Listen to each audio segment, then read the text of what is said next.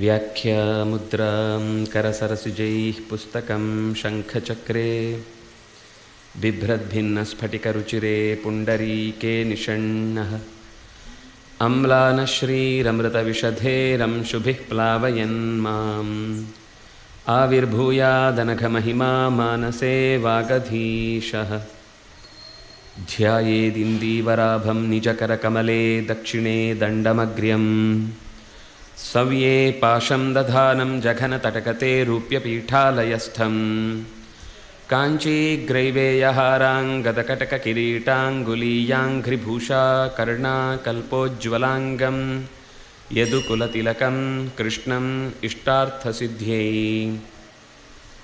ನಮಸ್ತೆ ಪ್ರಾಣೇಶ ಪ್ರಣತವಿಭವಾಯ ವನಿಮಗಾಃ ನಮಃ ಸ್ವಾಮಿನ್ ರಾಮಪ್ರಿಯತಮ ಹನುಮನ್ ಗುರುಗುಣ ನಮಸ್ತುಭ್ಯಂ ಭೀಮಪ್ರಬಲತಮ ಕೃಷ್ಣೇಷ್ಟ ಭಗವನ್ನಮಃ ಶ್ರೀಮನ್ಮಧ್ವ ಪ್ರದಿಶ ಸುದೃಶನ್ನೋ ಜಯ ಜಯ ರಮಾಪತಿಂ ಪೂರ್ಣಗುಣಂ ಮುಕುಂದಂ ವ್ಯಾಸಂಚ ವಿಜ್ಞಾನಸಹಸ್ರಭಾನುಂ ಪೂರ್ಣಪ್ರಬೋಧಂಚ ಸುತತ್ವದೀಪಂ ಕ್ರಮಾದ್ಗುರುಂಶ್ಚ ಪ್ರಣಮಾಮಿ ಮೂರ್ಧ್ನಾ ಸರ್ವೇಂದ್ರಿಯಾಭಿಮಾನಸ್ಥಮುಖ್ಯಪ್ರಾಣಸ್ಥ ವಿಷ್ಣುನಾ ಪ್ರೇರಿತ ಶ್ರೀಶತುಷ್ಟ್ಯರ್ಥಂ ಕರಿಷ್ಯೇ ಕರ್ಮ ಚಾಖಿಲಂ ಸ್ವಸ್ತ್ಯಸ್ತು ಸತಾಂ ವಾಲ್ಮೀಕೇರ್ಗೌಃ ಪುನೀಯಾನ್ನಃ ಮಹೀಧರಪದಾಶ್ರಯಾ ಯದ್ದುಗ್ಧಮುಪಜೀವಂತಿ ಕವಯಸ್ತರಣಕಾ ಇವ ಸ್ವಸ್ತ್ಯಸ್ತು ಸತಾಂ ಹರಿ ಓಂ.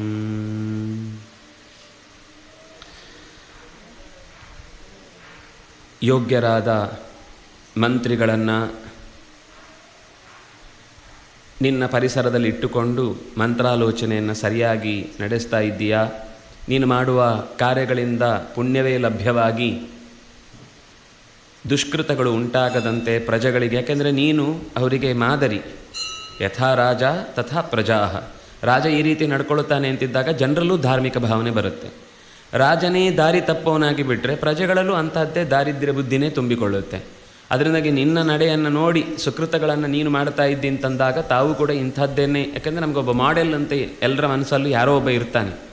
ಅವನು ಯಾರೋ ಮೂರ್ಖನಾಗಿ ಬಿಟ್ಟ ಅಂದರೆ ಎಲ್ಲ ಹೊಸ ತಲೆಗಳಿಗೆ, ಯಂಗ್ ಬ್ಲಡ್ಗಳಿಗೆ ಹುಚ್ಚೆ ಹಿಡಿದು ಬಿಡುತ್ತೆ. ಏನು ಮಾಡಬೇಕು ಅಂತ ಗೊತ್ತಿಲ್ಲ. ಯಾವನೋ ಒಬ್ಬ ಮೂರ್ಖನನ್ನು ಇಟ್ಕೊಂಡು ಅವನನ್ನು ಮಾದರಿ ಅಂತ ಇಟ್ಕೊಂಡು ದಾರಿ ಕಟ್ಕೊಂಡು ಹಾಳಾಗಿ ಹೋಗ್ತಾ ಇರ್ತಾರೆ. ಅದು ಈಗ ಅಂತೂ ಯಾವುದೋ ಚಿತ್ರನಟರೋ ಅಥವಾ ಯಾವುದೋ ಆಟಗಾರರೋ ಅಥವಾ ಇನ್ಯಾವುದೋ ಬಿಸ್ನೆಸ್ ಮ್ಯಾನ್ ಸಖತ್ತು ದುಡ್ಡು ಮಾಡಿದ್ದಾನೆ ಅಂತ ಅನ್ನೋದಷ್ಟೇ ಅವರಿಗೆ ಮಾಡೆಲ್ಲಾಗಿ ಕಾಣಿಸ್ತಿರ್ತಾರೆ. ಅದು ಹೇಗೆ ಮಾಡಿದ್ದಾನೆ ಅಂತ ನೋಡ್ಲಿಕ್ಕೆ ಹೋಗಲ್ಲ. ಅವನು ಏನೇನು ಬೇರೆ ಮಾಡ್ತಾನೆ ಅಂತಲೂ ನೋಡ್ಲಿಕ್ಕೆ ಹೋಗಲ್ಲ. ಯಾರಾದರೂ ಒಬ್ಬರು ಕಷ್ಟಪಟ್ಟು ಏನಾದರೂ ಒಳ್ಳೇದು ಮಾಡ್ತಾರೆ ಅಂದರೆ ಹಾಗೆ ಮಾಡಿ ಏನು ಉಪಯೋಗ? ಕೆಲಸ ಮಾಡಿದರೆ ದುಡ್ಡು ಸಿಗಬೇಕು. ದುಡ್ಡು ಸಿಗುತ್ತೆ ಅದರಿಂದ? ಇಲ್ಲ. ನಮಗೆ ಪ್ರಸಿದ್ಧಿ ಬರಬೇಕು, ದುಡ್ಡು, ಈಸಿ ಮನಿ, ಫಾಸ್ಟ್ ಮನಿ, ಬಿಗ್ ಮನಿ. ಇದಕ್ಕೆ ದಾರಿ ಇದ್ದರೆ ಹೇಳಿ, ಏನಾದರೂ ಮಾಡ್ತೇವೆ. ಹಾರಲಿ, ಬೆಟ್ಟದಿಂದ ಹಾರಿ ಇಂದನೂ ಹಾರಿಬಿಡ್ತೀವಿ. ಅಂದರೆ ಇಷ್ಟು ನಿಮ್ಮನ್ನು ಅನುಸರಿಸುವ ಪ್ರಜೆಗಳಿರ್ತಾರೆ. ಅದರಿಂದಾಗಿ ಬಹಳ ಎಚ್ಚರಿಕೆಯಿಂದಿರಬೇಕು. ಅಷ್ಟೇ ಅಲ್ಲ, ಅವರನ್ನು ಉದ್ವೇಗಕ್ಕೊಳಪಡಿಸಬಾರ್ದು. ಯಾವುದೋ ಒಂದು ತಪ್ಪು ಮಾಡಿದ್ದಾನೆ ಅಂತ ತಕ್ಷಣ ಕಠಿಣವಾದ ಕಠೋರವಾದ ಶಿಕ್ಷೆಯನ್ನು ಕೊಟ್ಟು ಅವರನ್ನು ಉದ್ವೇಗಕ್ಕೀಡು ಮಾಡಬಾರ್ದು ಅಂತೆಲ್ಲ ಹೇಳಿ ರಾಮಚಂದ್ರ ಭರತನಿಗೆ ಮತ್ತೂ ಒಂದು ಮಾತು ಹೇಳಿದ. 3 ಜನ ನಿನ್ನ ಪರಿಸರದಲ್ಲಿ ಬಹಳ ಅವರು ಇರ್ತಾರೆ. ನೀನು ಅವರನ್ನು ಜಾಗ್ರತೆಯಿಂದ ನೋಡ್ಕೊಳ್ಬೇಕು. ಇಲ್ಲ ಅಂದರೆ ಅವರೇ ನಿನ್ನ ಸಾವಿಗೆ ಅಥವಾ ನಿನ್ನ ಅಧಪ್ಪತನಕ್ಕೆ ಕಾರಣರಾಗ್ತಾರೆ. ಯಾರು ಅಂತ ಹೇಳ್ತಾ, ಉಪಾಯ ಕುಶಲಂ ವೈದ್ಯಂ ಭೃತ್ಯ ಸಂದೂಷಣೇ ರತಂ ಶೂರಂ ಐಶ್ವರ್ಯ ಕಾಮಂಚ ಯೋ ನ ಹಂತಿ ನ ಸವಧ್ಯತೆ. ಯೋ ನ ಹಂತಿ ಸವಧ್ಯತೆ. ಅವನನ್ನು ನೀವು ಸರಿಯಾಗಿ ಗಮನಿಸಿಕೊಳ್ಳಿಲ್ಲ ಅಥವಾ ಅವನನ್ನು ನೀವು ನಿಯಂತ್ರಣದಲ್ಲಿ ಇಟ್ಟುಕೊಳ್ಳಿಲ್ಲ ಅಂದರೆ ನೀವು ರಾಜನಾದವರು ಕೈ ಚೆಲ್ಲಬೇಕಾಗತ್ತೆ ಅಧಿಕಾರವನ್ನು. ಅಥವಾ ಮರ್ಯಾದೆ ಹೋಗುವುದು, ಅಥವಾ ಪ್ರಾಣವೇ ಹೋಗುವುದು, ಅಥವಾ ರಾಜ್ಯ ಕಳ್ಕೊಳ್ಳೋದು, ಏನೋ ಒಂದು ದುಸ್ಥಿತಿಗೆ ಕಾರಣವಾಗುತ್ತೆ. ಯಾರವರು 3 ಜನ? ವೈದ್ಯ ಅನ್ನುವ ಶಬ್ದವನ್ನು ನಾವಿವತ್ತು ನಮಗೆ ಸೀಮಿತವಾದ ಅರ್ಥದಲ್ಲಿ ಡಾಕ್ಟರು ಅಂತ ಬಳಸ್ತೀವಿ. ವಸ್ತುತಃ ವಿದ್ಯೆ ಉಳ್ಳವನು ವೈದ್ಯ ಅಂತ. ಸರಿಯಾದ ವಿದ್ಯೆ ಇದ್ದವನು ಯಾರಿದ್ದಾನೋ ಅವನು ವೈದ್ಯ ಅಂತ. ಅಂದರೆ ವಿದ್ಯಾವಂತ, ಪಂಡಿತ ಅನ್ನುವ ಅರ್ಥದಲ್ಲಿ ವೈದ್ಯ ಶಬ್ದ ಇದೆ. ಹಾಗಾಗಿ ವೈದ್ಯರಿಗೆ ಇನ್ನೊಂದು ಶಬ್ದ ಇದೆ, ಪಂಡಿತರು ಅಂತ. ಅವರಿಗೆ ಸಸ್ಯಗಳ ವಿದ್ಯೆ ಇದೆ, ಅವರಿಗೆ ಔಷಧ ವಸ್ತುಗಳನ್ನು ಯಾವುದು ಬೆರೆಸಿದರೆ ಏನೇನಾಗುತ್ತೆ ಅನ್ನುವ ವಿದ್ಯೆ ಇದೆ. ಆದ್ಮೇಲೆ ಅವರನ್ನು ಪಂಡಿತರು ಅಂತ ಕರೆಯುವುದು. ಈಗ ಪಂಡಿತ ಅಂದರೆ ಯಾವುದೋ ಒಂದು ಶಾಸ್ತ್ರ ಓದಿದರೆ ಮಾತ್ರ ಪಾಂಡಿತ್ಯ. ಅದು ಬಿಟ್ಟು ಬೇರೆ ಇದರದ್ದು ಪಂಡಿತ ಅಂತ ಗುರುತಿಸುವ, ಅಂದರೆ ನಮ್ಮ ಬೈಫರ್ಕೇಟ್ ಮಾಡ್ಕೊಂಡ್ಬಿಟ್ಟಿದ್ವಿ, ಈ ಪದ ಇದಕ್ಕೆ, ಈ ಪದ ಇದಕ್ಕೆ ಅಂತ. ಆದರೆ ಎರಡೂ ಅರ್ಥದಲ್ಲಿಯೂ ಜ್ಞಾನ ಅನ್ನೋದೇ ಪ್ರಧಾನ. ಅದು ವೈದ್ಯ ಆದರೂ ಅವನಿಗೆ ಜ್ಞಾನ ಇರಬೇಕು. ನಮ್ಮ ದೇಹದ ಬಾಡಿಯ ಎಲ್ಲ ಅಂಗಗಳ ಬಗ್ಗೆಯೂ ಸರಿಯಾಗಿ ಗೊತ್ತಿದ್ದರೆ ಅವನು ಮದ್ದು ಕೊಡಲಿಕ್ಕಾಗುತ್ತೆ. ಅವನು ಯಾರೋ ಒಂದು ಇಂಜೆಕ್ಷನ್ ಕೊಟ್ಟು ಕಣ್ಣಿದ್ದಕ್ಕೆ ಚೂರು ಹೆಚ್ಚು ಕಮ್ಮಿ ಆಗಿ ಹಲ್ಲು ನೋವು ಬಂದದ್ದು, ಅದನ್ನು ನೀವು ಹಲ್ಲು ಡಾಕ್ಟ್ರ್ ಹತ್ರ ಹೋಗಿ, ನಾವು ENT ಮಾತ್ರ ಅಂತ, ನಮಗೆ ಬೇರೆದ್ದೆಲ್ಲ ಗೊತ್ತಾಗೋದಿಲ್ಲ ಅಂತ. ಇನ್ನು ಪುಣ್ಯಕ್ಕೆ 32 ಹಲ್ಲಿಗೆ ನಾನು 1ನೇ ಹಲ್ಲು, ನೀನು 2ನೇ ಹಲ್ಲು, ನೀನು 3ನೇ ಹಲ್ಲು ಅಂತ ಡಾಕ್ಟ್ರ್ ಬಂದಿಲ್ಲ, ಬರ್ಬೋದು, ಹೇಳಲಿಕ್ಕೆ ಬರಲ್ಲ ಮುಂದೊಂದು ದಿವಸ. ಅದರಿಂದಾಗಿ ಮೂಳೆಗೊಬ್ಬ, ನರಕ್ಕೊಬ್ಬ, ಮೂಗಿಗೊಬ್ಬ, ಕಣ್ಣಿಗೊಬ್ಬ, ಬಾಯಿಗೊಬ್ಬ, ಕೈಗೊಬ್ಬ, ಚರ್ಮಕ್ಕೊಬ್ಬ ಅಂತ ಹೀಗೆ ಸಾವಿರ ಜನ, ಎಲ್ಲದರಲ್ಲೂ ಪಳಗಿದವನು ಒಂದು ವಿಶೇಷ ಜ್ಞಾನ ಇರುತ್ತೆ, ಇಲ್ಲ ಅಂತ ಹೇಳೋದಿಲ್ಲ. ಅದು ಆ ವಿಷಯದಲ್ಲಿ ಹಿಂದೆಯೂ ಒಂದು ಸ್ಪೆಷಲ್ ಕೆಟಗರಿಯಲ್ಲಿ ಅವರಿಗೆ ಸಾಮರ್ಥ್ಯ ಇದೆ ಅಂತ ಅನ್ನೋದನ್ನು ಒಪ್ಪಿಕೊಳ್ಳುತ್ತೆ. ಆದರೆ ಸಮಗ್ರ ದೇಹದ ಪರಿಚಯ ಇದ್ದರೆ ಅವನು ವೈದ್ಯ ಆಗ್ತಾನೆ. ಏನೇ ಸಣ್ಣ ಪುಟ್ಟ ಅವ್ಯವಸ್ಥೆಗಳು ದೇಹದಲ್ಲಿ ಎಲ್ಲಿ ಆದರೂ ಅವನಿಗೆ ಗೊತ್ತಾಗಬೇಕು. ಇನ್ನೇನೋ ತೀರ ವಿಶಿಷ್ಟವಾದ ಏನೋ ಒಂದು ಕಾಣದೇ ಇದ್ದ ಅಪರೂಪಕ್ಕೆ ಬರುವ ಯಾವುದೋ ಕಾಯಿಲೆಯಿಂದಾಗಿ ಒಬ್ಬ ಒದ್ದಾಡ್ತಾ ಇದ್ದಾನೆ ಅಂತಂದಾಗ ಅವರು ಇದರಲ್ಲಿ ತುಂಬ ನುರಿತವರು ಅಂತ ಬೇಕಿದ್ರೆ ಅವರು ಕಳಿಸ್ಬಹುದಷ್ಟೇ. ಹಾಗಾಗಿ ಇಲ್ಲಿ ಹೇಳ್ತಾ ಇರೋದು ಒಬ್ಬ ಪಂಡಿತ, ಉಪಾಯ ಕುಶಲಂ, ಇವನ ವಿಷಯದಲ್ಲಿ ನೀನು ತುಂಬ ಎಚ್ಚರ ಇರಬೇಕು. ಯಾಕೆಂದರೆ ಬುದ್ಧಿವಂತಿಕೆ ಮತ್ತು ಒಳ್ಳೆತನ ಒಟ್ಟಿಗಿದ್ರೆ ಮಾತ್ರ ಗೆಲ್ತಾನೆ. ಆದರೆ ಬುದ್ಧಿವಂತಿಕೆ ಜೊತೆ ಒಳ್ಳೆತನ ಇಲ್ಲ ಅಂದರೆ ತುಂಬ ಡೇಂಜರ್. ವಸ್ತುತಃ ದಡ್ಡನಿಗಿಂತ ಅತ್ಯಂತ ಡೇಂಜರ್ ಬುದ್ಧಿವಂತನೇ. ಇದು ಇವತ್ತಿಗೂ ಅವತ್ತಿಗೂ ಯಾವತ್ತಿಗೂ.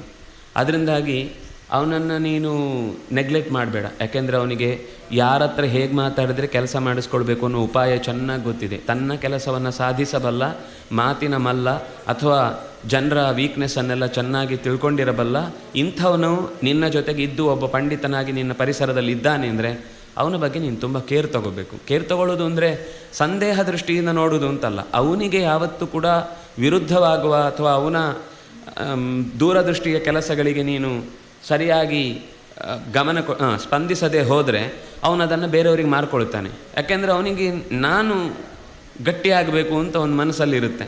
ಅದಕ್ಕೋಸ್ಕರ ನೀವು ಬೆಲೆ ಕೊಡಲಿಲ್ಲ ಅಂದಾಗ ಇನ್ನೊಬ್ಬನ ಹತ್ರ ಹೋಗ್ತಾನೆ.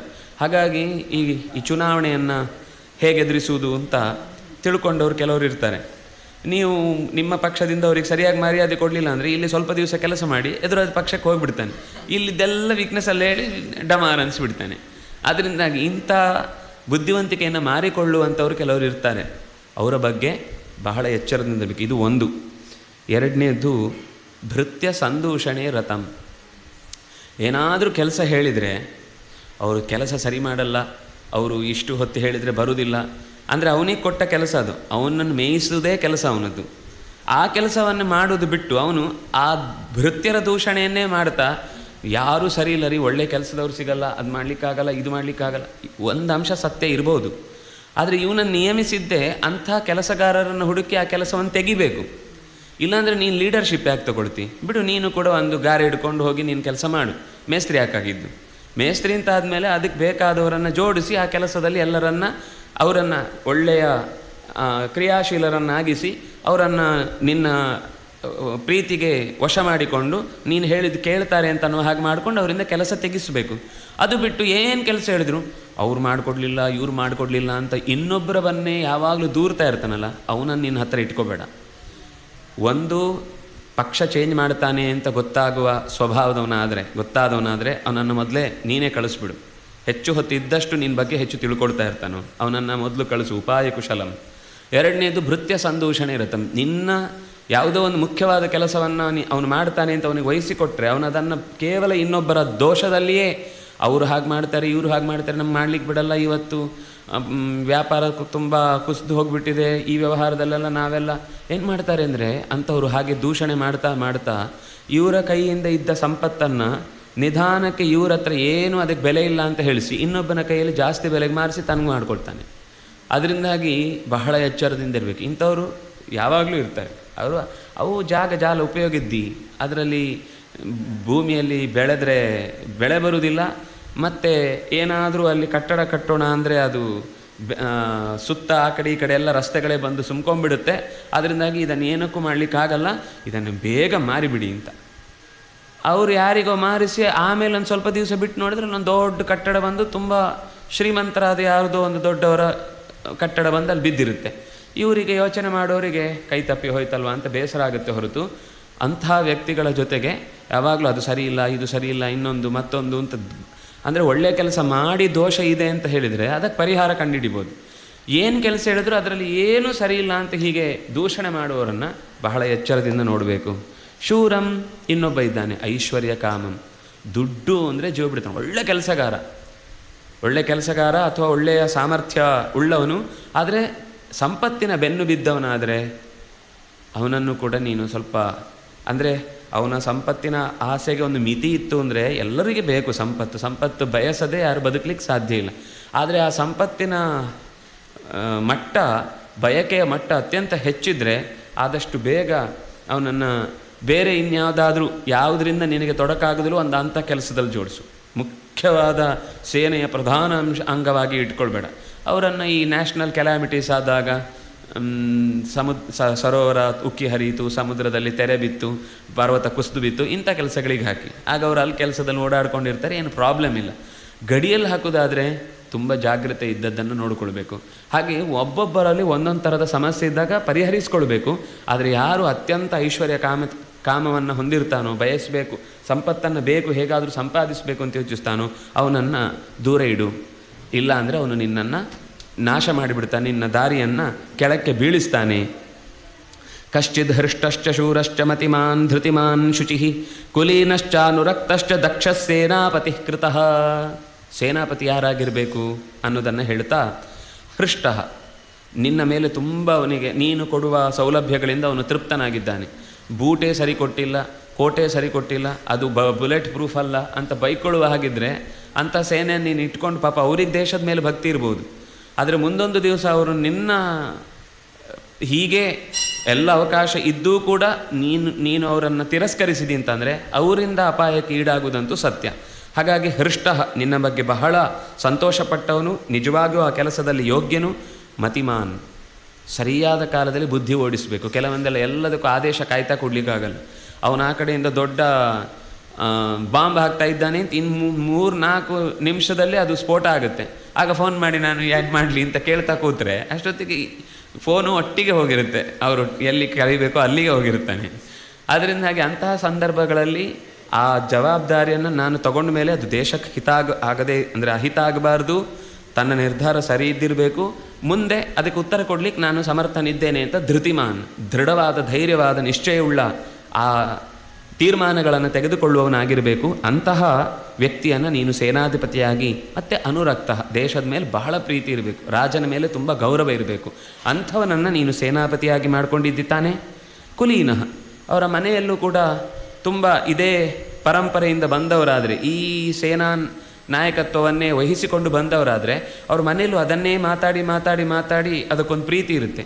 ಇದು ಏನು ಹಿಂದೆ ಮುಂದೆ ಇಲ್ಲದೆ ಬಂದರೆ ಒಂದೇ ಸರ್ತಿ ಅವರಿಗೆ ದೊಡ್ಡ ವ್ಯವಸ್ಥೆ ಅಧಿಕಾರ ಸಿಕ್ಕಿದಾಗ ಅವರನ್ನು ಟ್ರ್ಯಾಪ್ ಮಾಡಿಬಿಡ್ತಾರೆ. ಅವ್ರಿಗೆ ಗೊತ್ತಾಗಲ್ಲ, ಅವರಿಗೂ ಗೊತ್ತಿರಲ್ಲ, ಅದು ಅವರದ್ದೇ ದೋಷ ಆಗಿರಬೇಕು ಅಂತಿಲ್ಲ. ಅವರನ್ನು ಇನ್ನೇನೋ ರೀತಿಯಿಂದ ಅವರ ಮನೆಯ ಸಮಸ್ಯೆಯನ್ನು, ಅವರ ಬಂಧುಗಳ ಸಮಸ್ಯೆಯನ್ನು ಇನ್ನೇನೋ ತಂದು, ನಿನಗಿದನ್ನು ಪರಿಹಾರ ಆಗಬೇಕಂದ್ರೆ ನೀನು ಇಷ್ಟು ನಮಗೆ ಸಹಾಯ ಮಾಡು ಅಂತ ಇನ್ನೇನೋ ಹೇಳಿ ದಾಟಿಸ್ತಾರೆ. ಅದೇ ಮನೆಯ ಪರಿಸರದಲ್ಲೇ ಅಂಥ ಒಂದು ಬದುಕಿದ್ರೆ, ಅಪ್ಪ ಇಷ್ಟು ವರ್ಷ ಸೇನೆಯಲ್ಲಿದ್ದರು ಅನ್ನೋದೇ ಗೊತ್ತಾಗದ ಹಾಗೆ ಮಕ್ಕಳಿಗೆ ಆಮೇಲೆ ರಿಟೈರ್ಡ್ ಆದಾಗಲೇ ಗೊತ್ತಾಗೋದು. ಆಗ ಅವ್ರಿಗೆ ಅನಿಸುತ್ತೆ, ಓ ಈ ಮನೆತನದಿಂದ ಬಂದವನಿಗಾದರೆ ಇದು ಎಷ್ಟು ಇಂಪಾರ್ಟೆಂಟು ಅಂತ ಅವನ ಮನಸ್ಸಲ್ಲಿ ಇರುತ್ತೆ. ಇದನ್ನು ನಾನು ಹೇಗೆ ನಿರ್ವಹಿಸಬೇಕು ಅಂದರೆ, ನಾನು ಏನು ಮಾಡಿದ್ದು ಕೆಲಸ ಯಾವುದಕ್ಕೂ ಕೂಡ ಯಾರಿಗೂ ಗುಟ್ಟು ಬಿಟ್ಟು ಕೊಡಬಾರ್ದು. ಅದಕ್ಕೋಸ್ಕರ ಆ ಮನೆತನದ ಪರಿಸರವೂ ಅವನನ್ನು ಅಷ್ಟು ರೆಡಿ ಮಾಡಿರುತ್ತೆ. ಅದು ಅಂಥವನು ನಿನಗೆ ದಕ್ಷನಾದವನು ಸೇನಾಧಿಪತಿಯಾಗಿದ್ದಾನಷ್ಟೇ. ಬಲವಂತಶ್ಚ ಕಚ್ಚಿತ್ತೇ ಮುಖ್ಯ ಯುದ್ಧ ವಿಶಾರದಾ ದೃಷ್ಟಾಪದಾನ ವಿಕ್ರಾಂತಾ ತ್ವಯಾ ಸತ್ಕೃತ್ಯ ಮಾನಿತಾ. ಲೋಕದಲ್ಲಿ ನಾವು ಮೊನ್ನೆ ಮಾತಾಡಿದ್ವಿ, ಪ್ರತಿಭಾ ಪಲಾಯನ ಅಂತ ತುಂಬ ಇವತ್ತು ನಾವು ಮಾತಾಡ್ತೇವೆ. ಇದಕ್ಕೆ ಒಂದು ಅರ್ಥದಲ್ಲಿ ನಮ್ಮ ಸಾಮಾಜಿಕ ವ್ಯವಸ್ಥೆ, ಆಡಳಿತ ವ್ಯವಸ್ಥೆಯೂ ಒಂದು ಕಾರಣ. ಇವತ್ತು ಮಕ್ಕಳು ಮಾದರಿ ಅಂತ ಹೇಳಿ ಸಿನಿಮಾದವನನ್ನು ಅಥವಾ ಇವನು ಯಾರು ಆಟಗಾರನನ್ನು ಯಾಕೆ ಅಷ್ಟು ಹಿಂಬಾಲಿಸುತ್ತೆ ಅಂದರೆ, ಅವನಿಗೆ ಸಿಗುವಷ್ಟು ಸಮಾಜದಲ್ಲಿ ಪ್ರಸಿದ್ಧಿ ಅಥವಾ ಮರ್ಯಾದೆ ಅಥವಾ ಸಂಪತ್ತು ಒದಗಿಸುವ ದಾರಿ ಬೇರೆಯವ್ರಿಗೆ ಕೊಡಲ್ಲ ನಾವು. ಹಾಗಾಗಿ ಅದು ನಮಗೆ ಏಯ್ಮು ಅಂತ ಮಕ್ಕಳ ಮನಸ್ಸಲ್ಲಿ ಆಗಲೇ ಹುಟ್ಟುತ್ತೆ. ಅದೇ ಬಹಳ ಪ್ರಾಚೀನರ ಕಾಲದಲ್ಲಿ ಏನಾಗ್ತಿತ್ತು ಅಂದರೆ, ಅವನು ಒಳ್ಳೆಯ ದೇಶಭಕ್ತ, ಯುದ್ಧದಲ್ಲಿ ಹೋರಾಡಿದ್ದಾನೆ ಅಂದರೆ ಅವನು ನಾಯಕ ಆಗ್ತಾನೆ. ದೇಶಕ್ಕಾಗಿ ಸಮರ್ಪಣೆ ಮಾಡ್ಕೊಳ್ತಾನೆ ಅಂದರೆ ಅವನು ಅವರಿಗೆ ಮಾದರಿ ಆಗ್ತಾನೆ. ಆ ವ್ಯವಸ್ಥೆಯಲ್ಲಿ ನಾವು ಇವತ್ತು ಸಮಾಜದಲ್ಲಿ ಈಗ ಸಂಸ್ಕೃತ ಓದಿದರೆ ಹೊಟ್ಟೆ ತುಂಬತ್ತಾ? ಯಾಕೆಂದರೆ ನಾವು ಸಂಸ್ಕೃತ ಓದಿದವರನ್ನು ಅಥವಾ ಶಾಸ್ತ್ರ ಓದಿದವರನ್ನು ಅಥವಾ ದೇಶಕ್ಕೋಸ್ಕರ ಏನಾದರೂ ದುಡಿಯೋರಿದ್ದರೆ ಅವರಲ್ಲಿ 10 ಪ್ರಶ್ನೆ ಮಾಡ್ತೇವೆ. ಲೂಟಿ ಮಾಡುವನಿಗೆ ಬೇಕಾದರೆ ಸ್ಟೇಜಲ್ಲಿ ಕರೆದು ಗೌರವ ಕೊಡ್ತೇವೆ. ಏನಾದರೂ ಒಂದು ಒಳ್ಳೆ ಕಾರ್ಯವನ್ನು ಮಾಡಿ ಅಂತ ನಮ್ಮನ್ನು ಪ್ರೋತ್ಸಾಹ ಮಾಡುವ 4 ಕೆಲಸ ಮಾಡಿ ಅದರ ಬಗ್ಗೆ ಮಾತಾಡಿದರೆ ಅವ್ನು ಮಾಡಿದ ಯಾವುದೋ ಒಂದು ಸಣ್ಣ ದೋಷವನ್ನು ಹಿಡ್ಕೊಂಡು ನೋಡಿ ಇಷ್ಟು ಯಾಕೆಂದರೆ ಅವರ ಬೇಳೆ ಬೇಯುವುದಿಲ್ಲ ಅಲ್ಲಿ. ಅದಕ್ಕೋಸ್ಕರ ಅದನ್ನು ಎತ್ತಿ ಹಿಡಿದು ಮಾತಾಡುವಂಥದ್ದು ಇರುತ್ತೆ. ಇದು ನಾವು ಲೋಕದಲ್ಲಿ ಎಲ್ಲ ಕಡೆನೂ ಅನುಭವಿಸುವಂಥದ್ದೇ. ಅದಕ್ಕೆ ರಾಮಚಂದ್ರ ಕೇಳುವ ಮಾತು ಭರತನಿಗೆ, ಯಾವಾಗಲೂ ಕೂಡ ಈ ಕೆಲಸಗಳಿಗಾಗುವಾಗ ಯಾವ್ಯಾವ ಕೆಲಸದಲ್ಲಿ ವಿಶೇಷವಾದ ಸಾಮರ್ಥ್ಯವನ್ನು ಪಡೆದಿದ್ದಾರೋ, ಈಗ ವಿದ್ಯಾರ್ಥಿ ಜೀವನದಲ್ಲಿ ತುಂಬ ಒಳ್ಳೆಯ ಸ್ಥಾನವನ್ನು ಗಳಿಸಿದ. ಇವತ್ತು ಆ ಅಂಕಗಳಿಗೂ ಜೀವನಕ್ಕೂ ಸಂಬಂಧವೇ ಇಲ್ಲ. ಅಂಕ ಹೇಗೋ ತುಂಬ ಚೆನ್ನಾಗಿರುತ್ತೆ, ಜೀವನದಲ್ಲಿ ಲಾಸ್ಟಿಂದ ಫಸ್ಟ್ ಬರಲಿಕ್ಕೂ ಯೋಗ್ಯ ಆಗಿರಲ್ಲ. ಅದೇ ಒಬ್ಬ ಶಾಲೆಯಲ್ಲಿ ಏನೂ ಇರಲ್ಲ. ಹಾಗೆ ಅಂತ ಹೇಳಿ ನಾನು ಮಾರ್ಕ್ಸ್ ತೆಗಿಬಾರ್ದು, ಓದಬಾರ್ದು, ಫೇಲ್ ಆಗಬೇಕು ಅಂತ ಹೇಳ್ತಾ ಇಲ್ಲ. ಅದನ್ನೇ ಮಾನದಂಡ ಅಂತ ಇಟ್ಕೊಳ್ಬೇಡಿ ಅಂತ ಅಷ್ಟೇ ಹೇಳ್ತಾ ಇರೋದು. ಅದೇ ಜೀವನದ ಏಮ್ ಅಲ್ಲ, ಅದು ಒಂದು ಜೀವನದಲ್ಲಿ ಇದ್ದರೆ. ಯಾಕೆಂದರೆ ಇದು ಒಂದು ಮತ್ತೆ ಸಮಸ್ಯೆ. ಸಮಾಜದಲ್ಲಿ ನಾವು ಮಾರ್ಕ್ಸ್ ತೆಗೆದವನೇ ಬುದ್ಧಿವಂತ ಅಂತ ಒಂದು ಭ್ರಮೆ ಇಟ್ಕೊಂಡಿದ್ದೇವೆ. ಹಾಗಾಗಿ ಎಲ್ಲರೂ ಅದರ ಹಿಂದೆ ಬಿದ್ದಿರ್ತಾರೆ.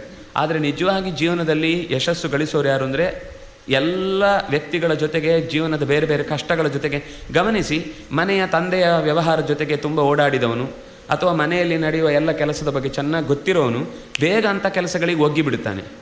ಇವನಿಗೆ ಮ್ಯಾನೇಜ್ಮೆಂಟ್ ಓದಿ ಬಂದಿರ್ತಾನೆ, ಅಪ್ಲೈ ಮಾಡೋದು ಹೇಗೆ ಗೊತ್ತಿಲ್ಲ.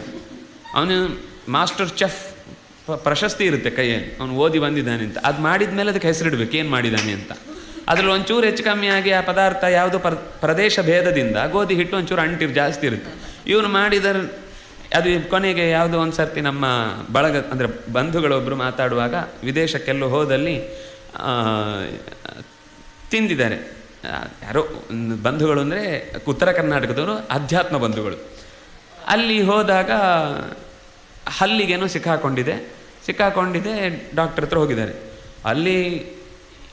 ಇಲ್ಲಿ ಅಂಥದ್ದು 10 ಸೆಟ್ ಹಾಕಿಸ್ಬೋದು ಒಂದು ಹಲ್ಲಿದ್ದಲ್ಲಿ ಕ್ಲೀನ್ ಮಾಡಲಿಕ್ಕೆ.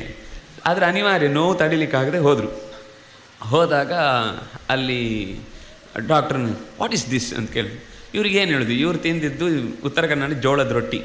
ಅದು ರೊಟ್ಟಿ ಅಂದರೆ ಕಟಕಲ್ ರೊಟ್ಟಿ. ಅದು ತಿಂದ ಚುಚ್ಕೊಂಡ್ಬಿಟ್ಟಿದೆ ಒಳಗೆ, ಆ ಒಸಡಿನ ಒಳಗೆ. ಅವ್ರಿಗೆ ಏನು ಹೇಳೋದು ಗೊತ್ತಾಗಲಿ, ಇಟ್ ಈಸ್ ಇಂಡಿಯನ್ ಬ್ರೆಡ್ ಅಂದರು. ಅವರಿಗೆ ಬ್ರೆಡ್ ಮಾತ್ರ ಗೊತ್ತಿರೋದು. ಓಹೋ, ಇಂಥದ್ದೆಲ್ಲ ಬ್ರೆಡ್ ಮಾಡ್ತಾರಾ ಅಂದರೆ, ಅದು ಮಾಡುವಾಗ ಅದಕ್ಕೆ ಹದ ಇದೆ ಒಂದು. ಅದು ಚೂರು ಹೆಚ್ಚು ಒಣಗಿಸಿ ತಿನ್ನುವಂಥದ್ದು ಒಂದು ಬೇರೆ ಇದೆ, ಕಟಕಲು ಅಂತಲೇ ಇದೆ. ಆದರೆ ಇದು ಅದಾಗಲ್ಲ, ಆಗಲೇ ಮಾಡಿ ತಿಂದದ್ದೇ ಅಷ್ಟು ಗಟ್ಟಿಯಾಗಿ ಸಿಕ್ಕಾಕೊಂಡ್ಬಿಟ್ಟಿತ್ತು. ತಿಂದ ಕೊನೆಗೆ ಹಾಗೆ ಅಂದರೆ, ನಾನು ನಿನ್ನೆ ಹೇಳಿದ್ನಲ್ಲ, ಹಿಟ್ಟನ್ನು ಕಲಸಿ 1 ಗಂಟೆ ಇಡಿ, ದೇವ್ರ ಮನೆಯಿಂದ ತಂದು 1 ಗಂಟೆ ಇಟ್ಟರು. ಹೀಗೆ ಬುಕ್ಕಿಶ್ ನಾಲೆಜ್ ಆದಾಗ ತುಂಬ ಸಮಸ್ಯೆ ಇದೆ. ಇದು ನಾವು ಮತ್ತೆ ಅಭ್ಯಾಸದಿಂದ ಮತ್ತೆ ಬೇರೆಯವರಿಂದ ನೋಡಿ ಕಲ್ತ್ರೆ ಮಾತ್ರ ಅನುಭವದಿಂದಲೇ ಅದು ಸತ್ಯ ಗೊತ್ತಾಗೋದು. ಅದರಿಂದಾಗಿ ನಮ್ಮ ಪುಸ್ತಕವನ್ನು ಓದಬಾರ್ದು ಅಂತಲ್ಲ, ಆ ಪುಸ್ತಕದ ಜೊತೆಗೆ ದೇಶ ಸುತ್ತು ಕೋಶ ಓದು. ದೇಶ ಸುತ್ತುವುದೇ ಪ್ರಧಾನ, ಕೋಶ ಅದರ ಜೊತೆಗೆ ನಿಂಗೆ ಹೆಲ್ಪ್ ಮಾಡುತ್ತೆ, ಅದರ ದಾರಿ ತಪ್ಪದ ಹಾಗೆ ನಿನಗದು ಹೆಲ್ಪ್ ಮಾಡುತ್ತೆ. ನಾವು ಇವತ್ತು ಮಕ್ಕಳಿಗೆ ಕೊನೆಗೆ ದೇಶ ಸುತ್ತು ಹೇಳ್ಬಿಟ್ಟಿದ್ದಾರೆ ಅಂತ ಮಕ್ಕಳನ್ನ ಟ್ರಿಪ್ಪಿಗೆ ಕರ್ಕೊಂಡು ಹೋಗ್ತಾರೆ. ಅದೇ ಯಾವುದೋ ಬಣ್ಣದ ಗೋಡೆ, ಬಣ್ಣದ ಲೈಟ್ ತೋರಿಸಿ ಕರ್ಕೊಂಡ್ಬರ್ತೇವೆ. ಅಲ್ಲಿ ಏನೂ ಅವುಗಳಿಗೆ ಹೇಳ್ಕೊಡೋದಿಲ್ಲ. ನಿಜವಾಗಿ ಏನು ಅಂದರೆ, ಕಾಡಿನ ಮಧ್ಯೆ ಕರ್ಕೊಂಡು ಹೋಗಬೇಕು. ಕಾಡಿನ ಮಧ್ಯೆ ಅಂದರೆ ಜಾಗ್ರತೆ ಬೇಕು. ಯಾವುದೋ 1ನೇ ಕ್ಲಾಸ್ ಮಕ್ಕಳನ್ನು ಕರ್ಕೊಂಡು ಹೋಗಿ ಮತ್ತೆ ಏನೋ ವ್ಯವಸ್ಥೆ ಹಾಗಲ್ಲ. ಅವರಿಗೆ ಎಲ್ಲೆಲ್ಲಿ ಸಾಮರ್ಥ್ಯ ಯಾವುದರಿಂದ ಕಲೀಲಿಕ್ಕಾಗುತ್ತೆ. ಯಾಕೆಂದರೆ ಚಿಕ್ಕವರಿದ್ದಾಗಂತೂ ಇನ್ನೂ ಜಾಸ್ತಿ ಮಕ್ಕಳು ಎಲ್ಲವನ್ನು ನೋಡಿ ಕಲಿತಾ ಇರ್ತಾರೆ, ಮುಟ್ತಾರೆ, ಇಳಿತಾರೆ, ಹತ್ತುತ್ತಾರೆ. ನಾವು ಅದನ್ನು ಚೇಷ್ಟೆ ಅಂತ ಅಂದ್ಕೊಂಡು ಬೈತೇವೆ. ತಡಿಬಾರ್ದು, ಆದರೆ ಗಮನದಲ್ಲಿರಬೇಕು, ನಮ್ಮ ಕಣ್ಣಂಕೆಯಲ್ಲೇ ಇರಬೇಕು. ಆದರೆ ಅವ್ರು ಏನು ಮಾಡಿದರೂ ಅದರಲ್ಲೊಂದು ಕಲಿಕೆ ಇದೆ, ಅದರಲ್ಲೊಂದು ಅಭ್ಯಾಸ ಇದೆ, ಅದರಲ್ಲೊಂದು ಗುಣ ಇದೆ. ನಾವು ಅದನ್ನು ಬಿಟ್ಟರೆ ಆ ಮಕ್ಕಳಿಗೆ ಒಂದು ಬೆಳವಣಿಗೆನೇ ಇಲ್ಲ ಅಂತ ಆಗುತ್ತೆ. ಹಾಗಾಗಿ ಕೇವಲ ವಿದ್ಯೆಯಿಂದಾಗ ಅದು ಪುಸ್ತಕದ ಬದನೆಕಾಯಿ ಆಗದೆ ನಮ್ಮ ಅಂತರಂಗದ ಬೆಳವಣಿಗೆಗೆ ಸರಿಯಾಗಿ ಹೇಳಬೇಕಾ ವಿದ್ಯೆ ಅಂದರೆ ಏನು ಅಂತ. ಏನು ಕಷ್ಟ ಬಂದರೂ ನಾನು ಬದುಕ್ತೇನೆ ಅಂತ ವಿಶ್ವಾಸ ಯಾವುದು ಹುಟ್ಟಿಸುತ್ತೋ ಅದು ವಿದ್ಯೆ. ಅದು ಎಲ್ಲಿಂದ ಬೇಕಾದರೂ ಬರ್ಬೋದು. ಅದು ತಾತನಿಂದನೂ ಬರ್ಬೋದು, ಅಜ್ಜನಿಂದನೂ ಬರ್ಬೋದು, ಮುತ್ತಜ್ಜನಿಂದನೂ ಬರ್ಬೋದು, ಮನೆಯ ಪರಿಸರದಲ್ಲಿ ಯಾರೋ ಒಬ್ಬರು ಕೆಲಸಗಾರರಿಂದನೂ ಅವನು ಕಲಿಬೋದು. ಆದರೆ ಕಲಿತ ವಿದ್ಯೆ ಅವನಿಗೆ ಜೀವನದಲ್ಲಿ ಯಾವತ್ತೂ ಕೂಡ ನಾನು ಏನು ಕಷ್ಟ ಬಂದರೂ ಎದುರಿಸ್ತೇನೆ, ಇದು ಬರಬೇಕಾದದ್ದೇ ಬರಲಿ. ಯಾಕೆಂದರೆ ಕಷ್ಟ ಬಂದಷ್ಟು ನಾನು ಅದನ್ನು ಇನ್ನೂ ಹೆಚ್ಚು ಹೆಚ್ಚು ಹತ್ತಿರದಲ್ಲಿ ಕಾಣುವ ಶಕ್ತಿ ನನಗೆ ಬರುತ್ತೆ ಅಂತ ಅವನಿಗೆ ವಿಶ್ವಾಸ ಬೆಳೆಯುವ ಹಾಗೆ ಒಂದು ವಿದ್ಯಾಭ್ಯಾಸವನ್ನು ಗುರುಗಳಿಂದ ಅವನು ಕಲಿತ ಅಂದರೆ ಅದು ಜೀವನದಲ್ಲಿ ಗೆಲ್ಲಿಸುತ್ತೆ. ಈ ಮಕ್ಕಳಿಗೆ PUC ಪರೀಕ್ಷೆಯ ಕೊನೆಗೂ ಅಪ್ಪ ಬರಬೇಕು ಅಥವಾ ಅಮ್ಮ ಬರಬೇಕು, ಯಾವುದು ಬೆಂಚು ಯಾವುದು ನಂಬರು ಇಲ್ಲೇ ಇದೆಯಾ ನಿಂದು, ಅವ್ರ ಹತ್ರ ಹೇಳಿ ಈ ಮಗುನನ್ನು ನೋಡ್ಕೊಳ್ಳಿ, ನಾನು ಬಿಡೋ ತನಕ ಹೊರಗೆ ಬಿಡಬೇಡಿ, ನಾನು ಬಂದು ಕರ್ಕೊಂಡು ಹೋಗ್ತೇನೆ. ಏನು ಪುಟ್ಟ ಮಗುನ ಹಾಗಂತ ಹೇಳಿ ತೀರಾ ಅವರನ್ನು ಬಿಟ್ಬಿಡಿ ಅಂತ ಹೇಳೋದಲ್ಲ. ಮಕ್ಕಳು ಏನು ಮಾಡ್ತಾ ಇದ್ದಾರೆ ಅಂತ ನೋಡ್ಕೊಳ್ಬೇಕಾದ ನಮ್ದೇನು ಅಂದರೆ ಒಂದೋ ತೀರಾ ಅತಿ, ಒಂದು ತೀರಾ ಡಿಟ್ಯಾಚ್ಡ್, ಪೂರ್ತಿ ಬಿಟ್ಟೇ ಬಿಡೋದು, ಎರಡೂ ತಪ್ಪು. ಅವ್ರು ಏನು ಮಾಡ್ತಿದ್ದಾರೆ ಅಂತ ನಮ್ಗೆ ಗೊತ್ತಿರಬೇಕು, ಆದರೆ ಅವ್ರು ಏನು ಮಾಡ್ತಿದ್ದಾರೆ ಅಂತ ನಮ್ಗೆ ಗೊತ್ತಿದೆ ಅಂತ ಅವ್ರಿಗೆ ಗೊತ್ತಿರಬಾರ್ದು ಅಷ್ಟೇ. ಅದು ತಂದೆ ತಾಯಿಯಾಗಿ ಅವರವರ ವ್ಯವಸ್ಥೆಯಲ್ಲಿ ಅದು ನೋಡಿ ನೋಡಿ ಕಲಿಯುವಂಥದ್ದು ಹೊರತು ಹೇಳಿ ಕಲಿಯುವಂಥದ್ದಲ್ಲ. ಹಾಗಾಗಿ ಆದರೆ ಮಕ್ಕಳಿಗೆ ಏನಾದರೂ ತೊಂದರೆ ಆದಾಗ ತಂದೆ ತಾಯಿಯೇ ಮೊದಲು ಏನಾದರೂ ಸಮಸ್ಯೆ ಅದನ್ನು ಹೇಳಿ ಒಂದು ಸರ್ತಿ ಪರಿಹಾರ ಮಾಡಿದರೆ ಮಗುವಿಗೆ ಆಶ್ಚರ್ಯ ಆಗುತ್ತೆ, ನಾನು ಹೇಳೇ ಇಲ್ಲ ಹೆಂಗೆ ಗೊತ್ತಾಯಿತು ಅಂತ. ಇಷ್ಟು ಕಾಳಜಿ ತೋರಿಸೋದಿರಬೇಕು, ಆದರೆ ಎಲ್ಲದರ ಮೇಲೆ ಬೆಟ್ಟು ತೋರಿಸಿ ಅದನ್ನು ಹಿಂಸೆ ಮಾಡುವ ರೀತಿ ಇರಬಾರ್ದು. ಇದು ಪ್ರತಿಭೆಯನ್ನು ಉಳಿಸಿಕೊಳ್ಳುವ ಬಲ. ಮನೆಯಲ್ಲಿ ಮನೆ ಬಿಟ್ಟು ಓಡೋದು ಇತ್ಯಾದಿಗಳೆಲ್ಲ ಇದೆಯಲ್ಲ, ಇದು ಒಂದು ಪ್ರತಿಭಾ ಬಲ. ಏನಂದರೆ ದೇಶ ಬಿಟ್ಟು ಓಡೋದು ಮಾತ್ರ ಅಲ್ಲ, ನಮ್ಮ ಮನೆಯಲ್ಲೇ ನಮ್ಮ ಮಕ್ಕಳೇ ನಾವೇ ಸಾಕಿ ಬೆಳೆಸಿದವರು 20 ವರ್ಷದವರು 20 ದಿವಸದ ಯಾವುದು ಫ್ರೆಂಡ್ಶಿಪ್ಗೂ ಮನೆ ಬಿಟ್ಟು ಹೋಗ್ತಾರೆ. ಯಾಕಾಗುತ್ತೆ?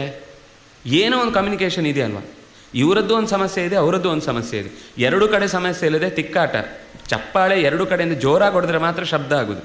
ಹಾಗಾಗಿ ಒಂದು ಕಡೆಯಿಂದ ಜಗ್ಗಾಟ ನಡೀತಾ ಇದೆ ಅಂದರೆ ಮಧ್ಯದಲ್ಲಿ ಎಲ್ಲೋ ಒಂದು ಸಮಸ್ಯೆ ಇದೆ ಅಂತ ಅರ್ಥ. ಹಾಗಾಗಿ ಅಂತಹ ವ್ಯಕ್ತಿಗಳನ್ನೆಲ್ಲ ಹುಡುಕಿ ಯಾವ್ಯಾವ ಕ್ಷೇತ್ರದಲ್ಲಿ ಒಳ್ಳೊಳ್ಳೆ ಕೆಲಸಗಳನ್ನು ಮಾಡ್ತಾರೋ ಅವರನ್ನೆಲ್ಲ ಗುರುತಿಸಿ ನೀನು ಸನ್ಮಾನ ಮಾಡ್ತಾ ಇದೆಯಲ್ವ, ಸತ್ಕೃತ್ಯ ಮಾನಿತಾಹ, ಅವರನ್ನೆಲ್ಲ ಸತ್ಕಾರ ಮಾಡಿ ಮಾನ ಗೌರವ ಎಲ್ಲ ಕೊಡ್ತಾ ಇದೆಯಲ್ವ. ಯಾವುದೇ ಕ್ಷೇತ್ರ, ವೈದ್ಯಕೀಯ ಇರಬಹುದು ಅಥವಾ ಕೃಷಿ ಇರಬಹುದು, ವಿದ್ಯಾಭ್ಯಾಸ ಇರ್ಬೋದು, ಯಾವ ಕ್ಷೇತ್ರದಲ್ಲೇ ಇರಲಿ ಅವರನ್ನು ಗುರುತಿಸಿ ಒಳ್ಳೆ ಕೆಲಸ ಮಾಡಿದ್ದಾನೆ ಸಮಾಜದಲ್ಲಿ, 4 ಜನಕ್ಕೆ ಹಿತ ಆಗುವ ಕೆಲಸ ಮಾಡಿದ್ದೇನೆ ಅವನನ್ನು ಗುರುತಿಸಿ. ನೀವೇನು ರಾಜನಾದಾಗ ಅವನು ಕರೆದು 1 ಲಕ್ಷ ಕೊಟ್ಟೆ ಅವನಿಗೆ ರಾಷ್ಟ್ರ ಪ್ರಶಸ್ತಿ ಕೊಟ್ಟೆ ಅವನನ್ನು ಗೌರವಿಸಬೇಕಿಲ್ಲ. ತನ್ನ ಮಾತಿನಲ್ಲೂ ಅವನ ಹೆಸರನ್ನು ಉಲ್ಲೇಖಿಸಿ ಒಂದು ದಿವಸ ಹೇಳಿದರೆ ಸಾಕು. ಅಂಥದ್ದೊಂದು ಗುಣ ರಾಜನಲ್ಲಿದೆ ಅಂದರೆ ಅವನು ಸರಿಯಾದ ರಾಜ ಅಂತ ಅರ್ಥ. ಹಾಗಾಗಿ ನಮ್ಮ ಮನದ ಮಾತು ಅದು ರಾಜಕಾರಣದಲ್ಲಿ ರಾಜನ ಮಾತಾಗಿ ಬಂದರೆ ಆಗ ಅವನಿಗೆ ಏನೋ ಜನರ ಮಿಡಿತವನ್ನು ತಿಳ್ಕೊಳ್ಳುವ ಅಪೇಕ್ಷೆ ಇದೆ ಅನ್ನೋದು ಗೊತ್ತಾಗುತ್ತೆ. ಹಾಗಾಗಿ ಮನ್ ಕಿ ಬಾತ್ ಅನ್ನೋದು ನಮ್ಮ ಬಾತ್. ಅದು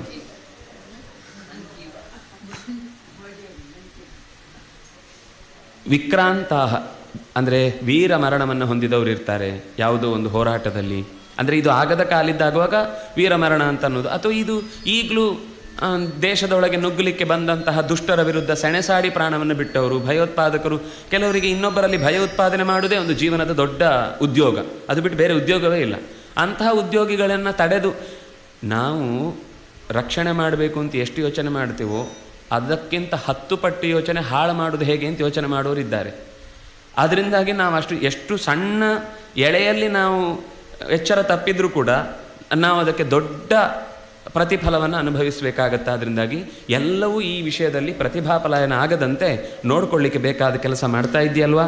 ಕಚ್ಚಿದ್ ಬಲಸ್ಯ ಭಕ್ತಂಚ ವೇತನಂಚ ಯಥೋಚಿತಂ ಸಂಪ್ರಾಪ್ತ ಕಾಲಂ ದಾತವ್ಯಂ ದದಾಸಿನ ವಿಲಂಬಸೆ. ಇನ್ನೊಂದು ಬಹಳ ಮುಖ್ಯವಾದದ್ದು, ಅಗತ್ಯವನ್ನು ನಾವೀಗ ಅದನ್ನು ನಮ್ಮ ಸಂಬಳದಲ್ಲೆಲ್ಲ TA ಅಂತನೋ HR ಅಂತನೋ ಏನೋ ಹೇಳುವುದಿದೆಯಲ್ವ, ಅದು ಜೀವನದ ಅಗತ್ಯಾಂಶ. ಅವನ ಹೊಟ್ಟೆಪಾಡು ಉಳ್ಕೊಳ್ಳುವ ವ್ಯವಸ್ಥೆ, ಏನು ತುತ್ತು ಅನ್ನ ತಿನ್ನೋಕೆ, ಬೊಗಸೆ ನೀರು ಕುಡಿಯೋಕ್ಕೆ, ಇದು ಪ್ರಧಾನವಾದದ್ದು. ಈ ವಿಷಯದಲ್ಲಿ ರಾಜಕೀಯ ಮಾಡಬಾರ್ದು. ಅನ್ನ, ನೀರು, ವಸನ ಅಂದರೆ ವಾಸ, ಈ 3 ವಿಷಯದಲ್ಲಿ ನಾವು ಅದರಲ್ಲಿ ಮತ್ತೆ ಇದು ಬೇಕಾ ನಾವು ಕೊಡ್ತೇವೆ, ಇದು ಎಲ್ರಿಗೂ ನೀವು ಕೊಡಲೇಬೇಕು, ಇದನ್ನು ಕೊಡ್ತೇವೆ ಅಂತ ಹೇಳಿ ಏನು ಓಟ್ ಕೇಳೋದು? ದುಡ್ಡು ಜನರದ್ದೇ, ಬೋರ್ಡು ನೀರಿನ ಕೊಡುಗೆ ಡ್ಯಾಶ್ ಡ್ಯಾಶ್ ಡ್ಯಾಶ್ ಇಂಥವ್ರು ಇಲ್ಲಿದ್ದೇ ಟ್ಯಾಕ್ಸ್ ತೊಗೊಂಡು ಹೋಗಿ ಮತ್ತೆ ಅವ್ರು ನಮ್ಮದೇ ದುಡ್ಡಲ್ಲಿ ನಮ್ಮದೇ ದುಡ್ಡಲ್ಲೂ ಒಂದು ಬೋರ್ಡು, ಅದರಲ್ಲಿ ಹೆಸರು ಮಾತ್ರ ಅವ್ರದ್ದು. ಈ ಪರಿಸ್ಥಿತಿಯನ್ನು ಸ್ವಲ್ಪ ದೀರ್ಘಾಲೋಚನೆ ಮಾಡಿ ಬಿಡಿಸ್ಕೊಳ್ಬೇಕು ಈ ಪರಿಸ್ಥಿತಿಯಿಂದ. ಭಕ್ತಂ ವೇತನಂ, ಅವರಿಗೆ ಅಗತ್ಯ ಇದ್ದ ವಸ್ತುಗಳು ಮತ್ತು ಅವರ ಕೆಲಸಕ್ಕೆ ವೇತನ, ಇದೆರಡನ್ನು ಸರಿಯಾದ ಕಾಲಕ್ಕೆ ಕೊಡ್ತಾ ಇದೆಯಲ್ವಾ. ನ ವಿಲಂಬಸೆ, ತಡ ಮಾಡ್ತಾ ಇಲ್ಲವಲ್ಲ. ಯಾಕೆ ಅಂದರೆ ಅದಕ್ಕೊಂದು ಕಾರಣ ಹೇಳ್ತಾನೆ. ಕಾಲಾತಿ ಕರ್ಮಣಾಚೈವ ಭಕ್ತ ವೇತನಯೋರ್ಭೃತಾಹ. ಯಾರು ನಾವು ಕೊಡುವ ಸಂಬಳವನ್ನೇ ನಂಬಿಕೊಂಡು ಜೀವನದ 4 ತುತ್ತನ್ನು ನಾಳೆಗೆ ಅಂತ ನೆನಪು ಮಾಡ್ಕೊಳ್ತಾ ಇರ್ತಾರೋ ಅಂಥವರು ಬಹಳ ಜನ ಇದ್ದಾರೆ, ಅವರ ಸಂಖ್ಯೆ ಜಾಸ್ತಿ, ಮತ್ತು ಅವರೇ ಅಡಿಪಾಯ ಸಮಾಜದಲ್ಲಿ. ನಾವು ಅವರು ಚಿಕ್ಕ ಕೆಲಸ ಅಂತ ನಿರಾಕರಿಸಿದರೆ ಏನು ಬೇಡ, ರಸ್ತೆ ಶುದ್ಧ ಮಾಡುವವರು, ಕ್ಲೀನ್ ಮಾಡುವವರು ಅಂತ ಇಟ್ಕೊಳ್ಳಿ, ಅವರೊಂದು 15 ದಿವಸ ರಜೆ ಹಾಕಿದರೆ ಕಥೆ ಏನು? ನಮ್ಮ ಮನೆ ಎದುರುಗಡೆನೇ, ಯಾಕೆಂದರೆ ನಾವು ನಮ್ಮ ಮನೆ ಒಳಗಿದ್ದ ಕಸ ಮಾತ್ರ ತಂದು ರಸ್ತೆಗೆ ಹಾಕೋದು ನಮ್ಮ ಜವಾಬ್ದಾರಿ, ರಸ್ತೆಯಿಂದ ಎತ್ಕೊಂಡು ಹೋಗೋದು ಅವ್ರ ಜವಾಬ್ದಾರಿ ಅಂತ ನಾವು ಅಷ್ಟು ಒಳ್ಳೆಯ ನಾಗರಿಕರು. ಹಾಗಾಗಿ ಆ ಒಂದು 10 ದಿವಸ ಅವರ ವ್ಯವಹಾರದಲ್ಲಿ ಅವರು ಏನೋ ತಮಗೆ ಸಮಸ್ಯೆ ಆಯಿತು ಅಂತ ನಿರಾಕರಣೆ ಕೂತು ಬಿಟ್ಟ ಅಂದರೆ, ಅವರು ದೇಶ ಕಟ್ಟುವಲ್ಲಿ ಅಷ್ಟೇ ಪ್ರಧಾನರು. ಗಡಿಯಲ್ಲಿ ಕಾಯೋನು ಎಷ್ಟು ಮುಖ್ಯನೋ, ರಸ್ತೆಯಲ್ಲಿ ಆ ಕಸವನ್ನು ಉಳಿಯದಂತೆ ಸ್ವಚ್ಛತೆಯನ್ನು ಕಾಪಾಡುವ ಕೆಲಸಕ್ಕಾಗಿ ನಿಯೋಜನೆಗೊಂಡವನು ಅಷ್ಟೇ ಮರ್ಯಾದೆಗೆ ಯೋಗ್ಯ. ಅಂದರೆ ಆಯಾಯ ಅವರವರಿಗೆ ಕೊಡಬೇಕಾದ ಗೌರವವನ್ನು, ಅವರವರಿಗೆ ಸಿಗಬೇಕಾದ ವ್ಯವಸ್ಥೆಯನ್ನು ನಾವು ಕಲ್ಪಿಸಬೇಕು, ಒಬ್ಬ ರಾಜನಾಗಿ ಕಲ್ಪಿಸಬೇಕು, ಸಮಾಜವೂ ಅದನ್ನು ಒಪ್ಪಿಕೊಳ್ಬೇಕು. ನಾವು ಅದನ್ನು ಅದೇನೋ ತಿರಸ್ಕಾರ, ಕೆಟ್ಟ ಕೆಲಸ ಅಂತನೋ ಅಥವಾ ಚಿಕ್ಕ ಕೆಲಸ ಅಂತನೋ ನಿರಾಕರಿಸಿದರೆ ಅದು ಒಂದು ಆದರೆ ಕೊನೆ ಗಾರ್ಬೇಜ್ ಸಿಟಿ ಅಂತ ಬಿರುದು. ಆದ್ದರಿಂದ 2 ವಿಷಯ. ಒಂದು, ಕಾಲ ಅತಿಕ್ರಮಣ ಆಗಬಾರ್ದು. ತೀರ ತಡ ಮಾಡಿ 5 ತಿಂಗಳು ಸಂಬಳ ಆಮೇಲೆ ಒಟ್ಟಿ ಕೊಡ್ತೇವೆ ಅಂತ, 5 ತಿಂಗಳು ಏನು ತಿನ್ನಬೇಕು ಅವನು? ಅಂಥವರು ನಿಧಾನಕ್ಕೆ ಸರಕಾರದ ವಿರುದ್ಧ ನಿಲ್ಲಿಕ್ಕೆ ಶುರು ಮಾಡ್ತಾರೆ. ಅವರ ಒಳಗಿನಿಂದ ಬೇರೆ, ಯಾಕೆಂದರೆ ಮನೆಯಲ್ಲಿ ಹೆಂಡತಿ ಬೈತಾ ಇರ್ತಾಳೆ, ನನಗೆ ಈ ಸರ್ತಿನೂ ರಿಂಗ್ ಕೊಡಿಸ್ಲಿಲ್ಲ, ಹೋದ ಸರ್ತಿನೂ ಸೀರೆ ಕೊಡಿಸ್ಲಿಲ್ಲ, ಅದು ಕೊಡಿಸ್ಲಿಲ್ಲ, ಇದು ಕೊಡಿಸ್ಲಿಲ್ಲ ಅಂತ ಅವಳು ಬೈತಿರ್ತಾಳೆ. ಮಕ್ಕಳು ನನ್ನನ್ನು ನೀನು ದೊಡ್ಡ ಶಾಲೆಗೆ ಹಾಕ್ತೀನಿ ಅಂತ ಹೇಳಿದ್ದು, ಇದೇ ಯಾವಾಗ ಅದರ ಕೆಳಗಡೆ ಸಮಾಧಿ ಆಗುತ್ತೆ ಹೋಗುತ್ತಿಲ್ಲ ಅಂತ ಶಾಲೆಯಲ್ಲಿ ಕೂಡಿಸಿದ್ದೆ, ಅಲ್ಲಿ ಅಕ್ಷರ ಗೊತ್ತಾಗಲ್ಲ, ಬೋರ್ಡಲ್ಲಿ ಏನೇನು ಹೇಳ್ಕೊಡ್ತಾರೆ, ಫುಟ್ರೆ ಅಂತ ಹೇಳ್ಕೊಡ್ತಾರೆ ಫ್ಯೂಚರಿಗೆ, ಅಂಥ ಶಾಲೆಯಲ್ಲಿ ನಾವು ಯಾಕೆ ಕಲಿಬೇಕು, ಆಗಲ್ಲ ನಮಗೆ ಅಂತ ಬೈಕೊಳ್ತಾ ಇರುತ್ತೆ. ಇನ್ನು ಮನೆಯಲ್ಲಿ ಎಲ್ಲ ತಾರಸಿ, ಇವ್ರದ್ದೇ ಮನೆಯೂ ಹಾಗೆ ಇರುತ್ತೆ. ನೋಡ್ತಾನೆ ನೋಡ್ತಾನೆ ನೋಡ್ತಾನೆ ಒಳ್ಳೆತನ ಅನ್ನೋದು ಎಲ್ಲಿ ತನಕ ಇರುತ್ತೆ? ಹೊಟ್ಟೆಗೆ ಗಂಜಿಯೂ ಸಿಗುವುದಿಲ್ಲ ಅನ್ನುವ ತನಕ ಕಾಯತ್ತೆ, ಆದರೆ ಅದು ಇನ್ನು ಯಾವ ರೀತಿಯಿಂದಲೂ ನನಗೆ ಒದಗುವುದಿಲ್ಲ ಅಂತ ಆದಾಗ ತೀವ್ರವಾಗಿ ವಿರುದ್ಧ. ಅಂದರೆ ಶಿಕ್ಷಣದಲ್ಲಿ ತಪ್ಪದು. ಶಿಕ್ಷಣ ಸರಿ ಇದ್ದರೆ, ಈಗ ನಮಗೆ ಕೃಷ್ಣ ಕುಚೇಲನ ಕಥೆ ಬಂದಾಗ, ಕುಚೇಲನಿಗೆ ಎಷ್ಟು ಕಷ್ಟ ಅಂದರೆ ಮನೆಯಲ್ಲಿ ಅಷ್ಟು ಜನ ಇದ್ದು ಅವರಿಗೆ ತಿನ್ಲಿಕ್ಕೆ ಗತಿ ಇಲ್ಲ ಅಂದರೂ ಅವನು ತಪ್ಪಿಯೂ ಯಾರ ಹತ್ರ ಬೇಡಲಿಕ್ಕೆ ಹೋಗ್ತಿರ್ಲಿಲ್ಲ. ಅಂದರೆ ಆ ಥರದ ಒಂದು ಸಿಸ್ಟಮನ್ನು ನಾವು ಇವತ್ತು ಊಹಿಸುವುದು ಕಷ್ಟ. ಆದರೆ ಕನಿಷ್ಠ ಪಕ್ಷ ಅದನ್ನು ಸಹಿಸಿಕೊಂಡು ನ್ಯಾಯವಾಗಿ ಬದುಕ್ತೇನೆ ಅಂತನ್ನುವ ಆ ಭರವಸೆಯನ್ನು ಉಳಿಸ್ಬೇಕಾದದ್ದು ನಮ್ಮ ಸಿಸ್ಟಮ್. ಆ ಸಿಸ್ಟಮ್ಗೆ ಸರಕಾರ ಅಂತನೋ ಸಮಾಜ ಅಂತ ನಾವು ಏನು ಕರಿತೀವೋ ಅದರ ವ್ಯವಹಾರವನ್ನು ನೋಡುವಾಗ ತಡ ಮಾಡಬಾರ್ದು. ಈಗ ದೇಶದಲ್ಲಿ ಬರ ಇದೆ, ಅಥವಾ ತೀವ್ರವಾದ ಈ ಥರದ ರೋಗದ ಪರಿಸ್ಥಿತಿ ಇದೆ, ಅಥವಾ ಬೇರೆ ದೇಶದ ದಾಳಿಯಾಗಿದೆ. ಇಂಥ ಸಂದರ್ಭದಲ್ಲಿ ಜನರು ಸಹಕರಿಸ್ತಾರೆ.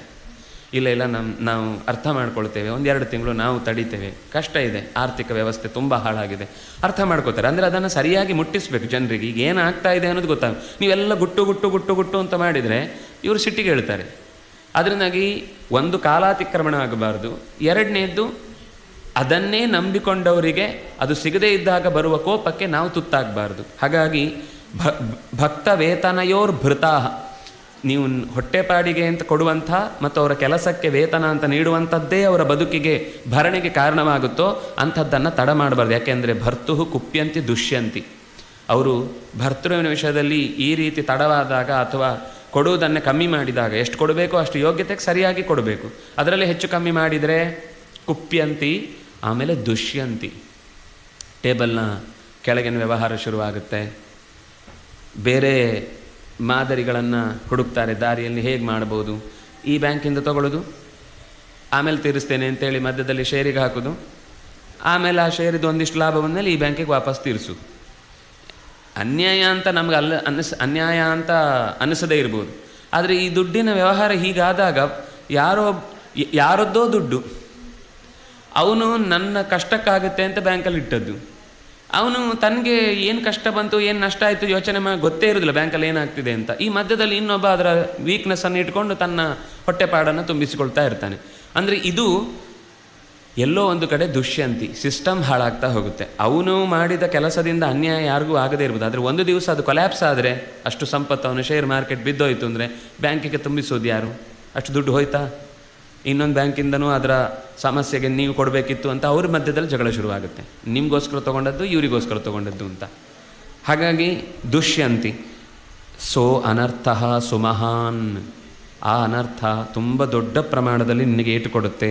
ಕಚ್ಚಿತ್ ಸರ್ವೇನು ರಕ್ತಾಸ್ತ್ವಾಂ ಕುಲಪುತ್ರ ಪ್ರಧಾನತಃ ಕಚ್ಚಿತ್ ಪ್ರಾಣಾಂಸ್ತವಾರ್ಥೇಶು ಸಂತ್ಯಜಂತಿ ಸಮಾಹಿತಾ. ನಿನಗೆ ಅತ್ಯಂತ ಹತ್ತಿರದಲ್ಲಿರುವ ಕೆಲವರು ನಿನ್ನನ್ನು ಅಷ್ಟು ಪ್ರೀತಿ ಮಾಡುವವರು, ನಿನಗೋಸ್ಕರ ಪ್ರಾಣ ತೆರಲಿಕ್ಕೂ ತಯಾರಿದ್ದವರು ನಿನ್ನ ಜೊತೆಗಿದ್ದಾರಲ್ವ. ನಾನು ಹಾರ್ತೇನೆ ಅಂತಂದಾಗ ಹಿಂದೆ ನೋಡು ಯಾರಿಲ್ಲ ಅಂತ ಆಗ್ತಾರ. ನಿನ್ನ ಜೀವಕ್ಕೆ ಜೀವ ಕೊಡುವಂಥವ್ರು ನಿನ್ನ ಹತ್ತಿರದಲ್ಲಿರೋರು ಹಾಗಿದ್ದಾರಲ್ವ, ಹಾಗಿದ್ದವರೇ ನಿನ್ನ ಹತ್ರ ಇಟ್ಕೊಂಡಿದ್ಯಲ್ವಾ ಅಂತ ಕೇಳ್ತಾನೆ. ಒಮ್ಮೆ ಹಾರಿ ನೋಡಿದ ಮೇಲೆ ಗೊತ್ತಾಗೋದದು. ಕಚ್ಚಿತ್ ಪ್ರಾಣಾನ್ನ ತವಾರ್ಥೇಶು, ನಿನಗಾಗಿ ಜೀವ ಬೇಕಾದರೂ ತೆರ್ತೇನೆ ಅನ್ನುವಷ್ಟು ಅನುರಕ್ತಾ, ಪ್ರೀತಿಯನ್ನು ಸೂಸುವಂತಹ ಜನ ನಿನ್ನ ಹತ್ತಿರದಲ್ಲಿ ಸಮಾಹಿತಾ ಇದ್ದಾರಷ್ಟೇ. ಯಾಕೆಂದರೆ ಅವರು ಇದ್ದರೆ ನಿನಗೆ ಧೈರ್ಯ, ಯಾವ ಕೆಲಸಕ್ಕೆ ಬೇಕಾದರೂ ನಾವು ಮುಂದೆ ಹೋಗಬಹುದು. ಅಂದರೆ ಒಬ್ಬ ನಾಯಕನ ಲಕ್ಷಣ ಏನು ಅಂದರೆ, 100 ಜನ ಇದ್ದಾರೆ ಆದ್ದರಿಂದಾಗಿ ನಾನು ಮುಂದೆ ಹೋಗ್ತೇನೆ ಅನ್ನೋ ದೊಡ್ಡ ಸಂಗತಿ ಅಲ್ಲ. 100 ಜನಕ್ಕೆ ಇವನಿದ್ದಾನೆ ಆದ್ದರಿಂದಾಗಿ ನಾವು ಹೊರಡಬೇಕು ಅಂತ ಬರಬೇಕು ಮನಸ್ಸಲ್ಲಿ. ಅದು ನಾಯಕನ ಲಕ್ಷಣ. ಆ ರೀತಿ ನಿನ್ನ ವ್ಯವಸ್ಥೆ ಇದೆಯಲ್ವ, ನಿನ್ನನ್ನು ನಂಬಿಕೊಂಡು ಅಷ್ಟು ಜನ ನಿನ್ನ ಹಿಂದೆ ಬರೋರು ಇದ್ದಾರಲ್ವ, ಹಾಗಿದ್ದರೆ ನಿನ್ನ ಆಡಳಿತದ ವ್ಯವಸ್ಥೆ ಅದು ಚುರುಕಾಗಿರುತ್ತೆ ಅಂತ ಹೀಗೆ ಹೇಳ್ತಾನೆ. ಇದರ ನಂತರ ಒಂದು 18 ಜನ ದೇಶಕ್ಕೆ ಯಾರ್ಯಾರು ಬಹಳ ಪ್ರಧಾನವಾದ ವ್ಯವಸ್ಥೆಯನ್ನು ತುಂಬಿಕೊಡುವವರು ಅಂತ ಹೇಳ್ತಾನೆ. ಅದರಲ್ಲಿ 15 ಜನರ ಜೊತೆಗೆ ನಿನ್ನ ವ್ಯವಹಾರಕ್ಕೆ ಅವರ ಜೊತೆಗೆ ನಿನ್ನವರೊಬ್ಬರು ಇರಬೇಕು. ಬೇರೆ ದೇಶದಲ್ಲಿ, ನಿನ್ನ ದೇಶದಲ್ಲಿ ಮಾತ್ರ ಅಲ್ಲ, ಬೇರೆ ದೇಶದಲ್ಲಿ ಅಲ್ಲಿಯ ಅಧಿಕಾರದಲ್ಲಿ ಓಡಾಡುವವರ ಜೊತೆಗೆ ನಿನ್ನವರು ಒಬ್ಬರು ಇರಬೇಕು. 3 ಜನರಲ್ಲಿ ಮಾತ್ರ ಅದನ್ನು ಮುಟ್ಲಿಕ್ಕೆ ಹೋಗಬಾರ್ದು. ಆ 15 ಜನ ಯಾರು, ಆ 3 ಜನ ಯಾರು, ನಾಳೆ ನೋಡೋಣ.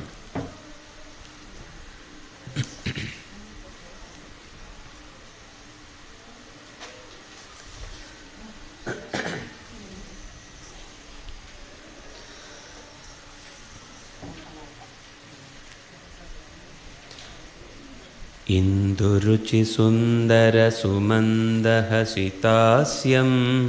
ನಂದತನಯಂ ದುರಿತ ಸಂದಹನ ದಕ್ಷಂ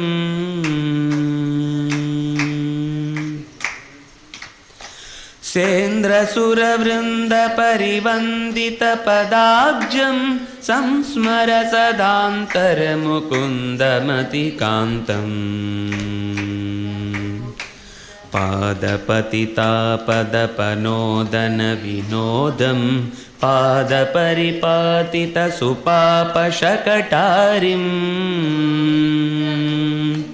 ಪಾದಯುಗಪಾಟಲಿತ ಪಾವಿತವನಾಂತಂ ಸಂಸ್ಮರ ಸದಾಂತರ ಮುಕುಂದಮತಿ ಕಾಂತಂ ಗೋವಿಂದ ಗೋವಿಂದ ನಾರಾಯಣಾನಂತ ಗೋವಿಂದ ಗೋವಿಂದ ನಾರಾಯಣ ಗೋವಿಂದ ಗೋವಿಂದ ನಾರಾಯಣಾನಂತ ಗೋವಿಂದ ಗೋವಿಂದ ನಾರಾಯಣ ಗೋವಿಂದ ಗೋವಿಂದ ನಾರಾಯಣಾನಂತ ಗೋವಿಂದ ಗೋವಿಂದ ನಾರಾಯಣ ಸೇವಕ ಜನಾಧಿಕ ಜನಾಧಿಕಲಿತೋರು ಸ್ವಾಂತಗತ ಸಂತಮ ಸಕೃಂತನ ಸಮರ್ಥಂ ಅಂತ ಸಮಯಾಂತಕ ಭಯಾಂತಕರ ಮುಚ್ಚೈ ಸಂಸ್ಮರ ಸದಾಂತರ ಮುಕುಂದಮತಿ ಕಾಂತಂ ಸಾರತರ ಸೌರಭ ಸರಾಗಮನ ಸಾಲಂ ಮಾದ್ಯದನವದ್ಯವರ ಹೃದ್ಯರವ ಭೃಂಗೈ ಸಂಕುಲಿತ ಕುಂತಳ ಕುಲಾಕುಲ ಮುಖಾಬ್ಜಂ ಸಂಸ್ಮರ ಸದಾಂತರ ಮುಕುಂದಮತಿ ಕಾಂತಂ ಗೋವಿಂದ ಗೋವಿಂದ ನಾರಾಯಣಾನಂತ ಗೋವಿಂದ ಗೋವಿಂದ ನಾರಾಯಣ ಗೋವಿಂದ ಗೋವಿಂದ ನಾರಾಯಣಾನಂತ ಗೋವಿಂದ ಗೋವಿಂದ ನಾರಾಯಣ ನೀಲಮಣಿ ನೀರದ ನಿರಂಜಿತ ತನುಶ್ರೀ ಸಂಜಿತ ಸದಂಜನ ರುಚಂ ಜಗತಿ ಹೃದ್ಯಂ ರಂಜಿತ ಜನಂ ಧುರಿತ ಭಂಜನ ಮಜಸ್ರಂ ಸಂಸ್ಮರ ಸದಾಂತರ ಮುಕುಂದಮತಿ ಕಾಂತಂ भक्तजनकल्पतरुमल्पतरहासैः आन्तरहरं तनुभृतामतनुशोभम्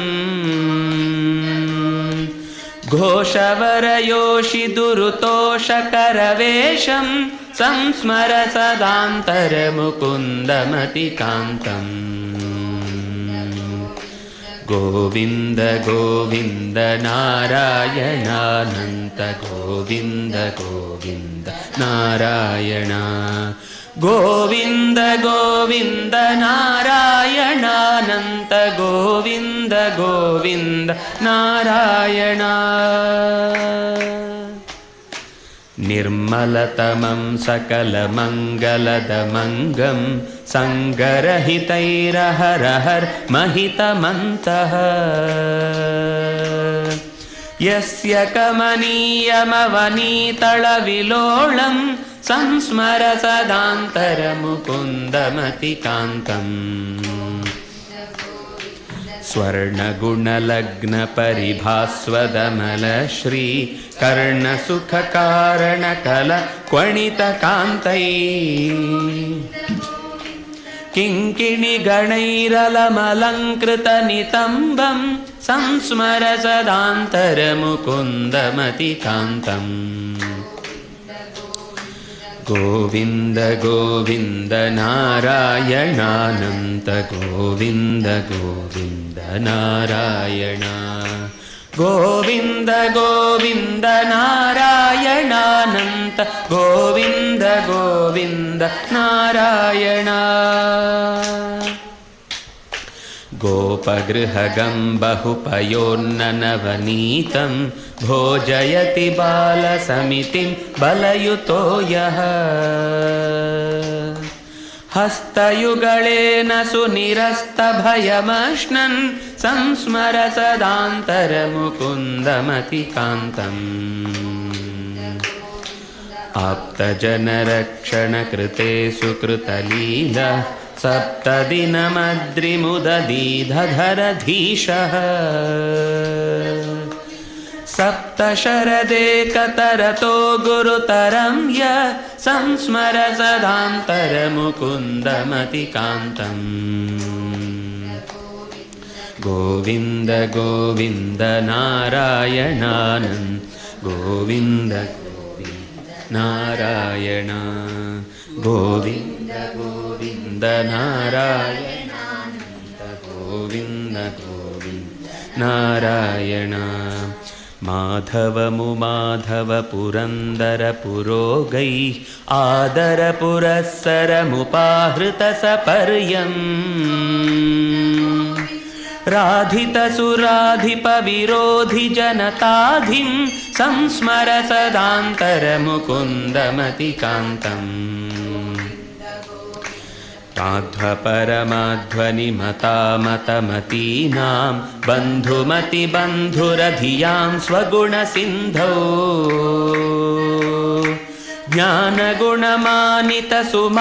ज्ञानगुणमानितसुमानसजनानां संस्मर सदान्तरमुकुन्दमतिकान्तम् गोविन्द गोविन्द नारायणानन्त गोविन्द गोविन्द नारायण गोविन्द गोविन्द नारायणानन्त गोविन्द गोविन्द नारायण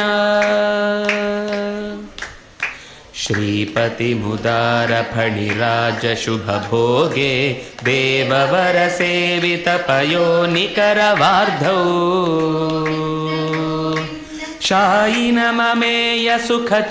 शायिनममेयसुखचित्तनुमचिन्त्यं संस्मर सदान्तरमुकुन्दमतिकान्तम् गोविन्द गोविन्द नारायणानन्त गोविन्द गोविन्द नारायण गोविन्द गोविन्द नारायणानन्त गोविन्द गोविन्द नारायण गोविन्द गोविन्द नारायणानन्त गोविन्द गोविन्द नारायण गोविन्द गोविन्द नारायणानन्त गोविन्द गोविन्द नारायण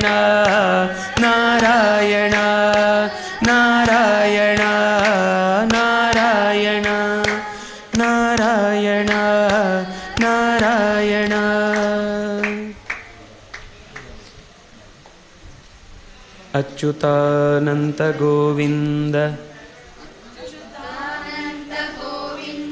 ನಾಮೋಚ್ಚಾರಣಭೀಷಿತಾಃ ನಶ್ಯಂತಿ ಸಕಲಾರೋಗಾಃ ಸತ್ಯಂ ಸತ್ಯಂ ವದಾಮ್ಯಹಂ ಅಚ್ಯುತಾನಂತ ಗೋವಿಂದ ಸ್ಮೃತಿಮಾತ್ರಾರ್ತಿನಾಶನ ರೋಗಾನ್ಮೇ ನಾಶಯಾ ಶೇಷಾನ್ ಆಶು ಧನ್ವಂತರೇ ಹರೇ. ಶ್ರೀಕೃಷ್ಣಾಯ ನಮಃ. ಶ್ರೀಕೃಷ್ಣಾಯ ನಮಃ. ಶ್ರೀಕೃಷ್ಣಾಯ ನಮಃ. ಶ್ರೀಕೃಷ್ಣಾಯ ನಮಃ. ಶ್ರೀಕೃಷ್ಣಾಯ ನಮಃ. ಶ್ರೀಕೃಷ್ಣಾಯ ನಮಃ. ಶ್ರೀಕೃಷ್ಣಾಯ ನಮಃ. ಶ್ರೀಕೃಷ್ಣಾಯ ನಮಃ. ಶ್ರೀಕೃಷ್ಣಾಯ ನಮಃ. ಶ್ರೀಕೃಷ್ಣಾಯ ನಮಃ. ಶ್ರೀಕೃಷ್ಣಾರ್ಪಣಮಸ್ತು. ಶ್ರೀಮಧ್ವೇಷಾರ್ಪಣಮಸ್ತು.